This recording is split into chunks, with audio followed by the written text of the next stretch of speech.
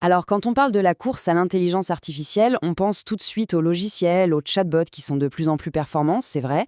Mais en réalité, pour les géants de la tech, ce qu'on appelle les hyperscalers, l'essentiel de la compétition, eh bien, ça ne se joue pas du tout sur nos écrans. Non, ça se joue dans le monde physique. La véritable bataille, elle est industrielle.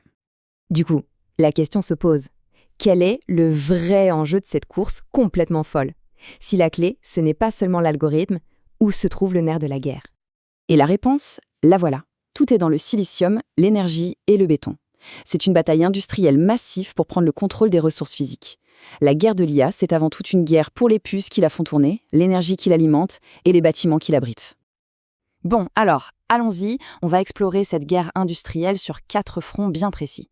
D'abord, la fameuse bataille du silicium, ensuite, la crise énergétique que tout ça provoque, puis on verra le choc des stratégies entre les différents acteurs, et enfin, on se posera la question, quel est le prix réel de tout ce progrès? Premier champ de bataille donc, le silicium, le matériel, vraiment le cœur de la machine. Et là, on assiste à une véritable course à l'armement pour concevoir des puces de plus en plus spécialisées. Il faut savoir que pendant des années, Nvidia a eu un quasi-monopole sur les puces pour l'IA. Cette dépendance, c'est devenu un vrai problème, un goulot d'étranglement à la fois stratégique et financier. Pour s'en libérer, les hyperscalaires n'avaient qu'une seule option, concevoir leurs propres puces pour maîtriser leur destin. Et c'est simple, tout le monde s'y est mis. Amazon avec ses puces Trainium, Google avec ses fameux TPU, Microsoft avec le Maya 100 et même Meta avec son accélérateur MTIA. Le message est on ne peut plus clair. Pour être un poids lourd de l'IA aujourd'hui, il faut être un concepteur de puces. C'est devenu obligatoire. Passons maintenant à la conséquence directe de cette course à la puissance. Parce que qui dit puce plus puissante, dit consommation d'énergie et besoin en refroidissement absolument colossaux. C'est ce qu'on pourrait appeler le coût thermodynamique de l'intelligence. Pour qu'on se rende bien compte de l'échelle, prenons un exemple. Une seule puce H100 de Nvidia, c'est la référence du moment, eh bien ça consomme jusqu'à 700 watts. C'est comme si on faisait tourner un gros four à micro-ondes en continu, mais sur une surface à peine plus grande qu'une carte de crédit. C'est juste dingue. Et attention, ce n'est qu'un début. La prochaine génération, la B200, va grimper à 1200 watts. Cette escalade énergétique, c'est un défi monumental qui est en train de redéfinir complètement la façon de construire les data centers. Là, on ne parle plus de simples entrepôts de serveurs, hein. Un campus d'hyperscalaire, c'est une véritable ville énergétique. Sa demande en électricité est constante, elle est massive et elle met une pression énorme sur les réseaux électriques locaux. Avec une telle chaleur, le refroidissement par air, ça ne suffit plus. La conséquence, c'est le passage obligé au refroidissement liquide. C'est une technologie bien plus efficace, oui, mais aussi très, très gourmande en eau. Donc la crise énergétique se double d'une pression de plus en plus forte sur les ressources en eau. Face à des défis pareils, il n'y a pas une seule solution miracle.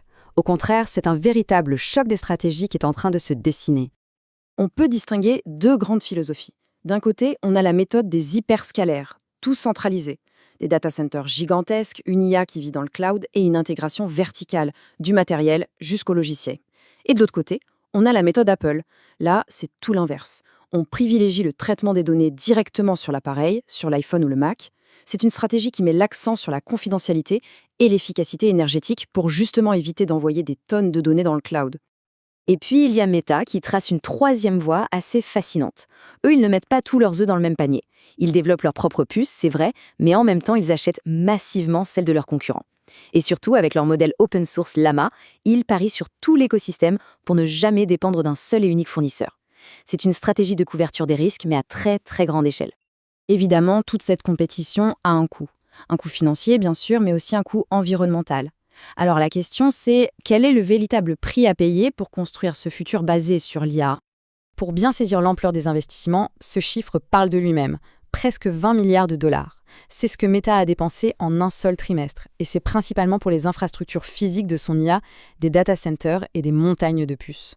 Mais attention, il y a un contre-argument. C'est l'idée que l'impact de l'IA ne se résume pas à son coût écologique. En optimisant l'industrie, les transports ou la production d'énergie, les gains d'efficacité permis par l'IA pourraient, au final, largement compenser la pollution de ses propres infrastructures. C'est le pari d'un impact global qui serait positif. En conclusion, on le voit bien, la course à l'IA, c'est beaucoup plus qu'une affaire de logiciel. C'est une véritable révolution industrielle qui est en train de transformer notre monde physique. La question finale reste donc ouverte. Face à ces investissements titanesques et à ces impacts si profonds, qui, au bout du compte, paiera le prix de ce progrès ?